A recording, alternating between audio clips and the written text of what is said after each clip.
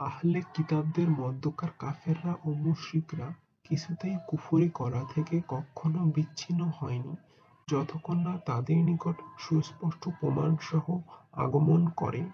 আল্লাহর কোন একজন রাসূল যে পবিত্র গ্রন্থ পড়ে শোনান তাতে রয়েছে সঠিক বিধান।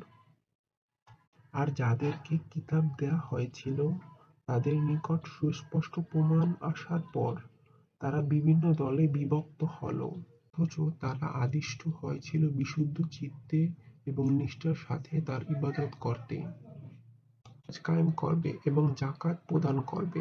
এটাই সঠিক দিন।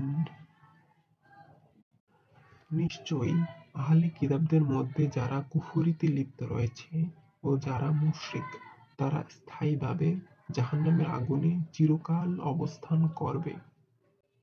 তারাই অধম, সৃষ্টির মধ্যে নিকৃষ্টতম। নিশ্চয়ই যারা ঈমান এনেছে এবং নেক আমল করেছে তারাই সৃষ্টির সেরা। তাদের রবের কাছেই রয়েছে তাদের প্রতিদান, অনন্তকাল বসবাসের জন্য জান্নাত, যার পাদদেশ দিয়ে প্রবাহিত থাকবে প্রস্রবণসমূহ। আল্লাহ তাদের উপর সন্তুষ্ট, তারাও আল্লাহর উপর সন্তুষ্ট। এটা সেই ব্যক্তির জন্য যে নিজ রবকে ভয় করে।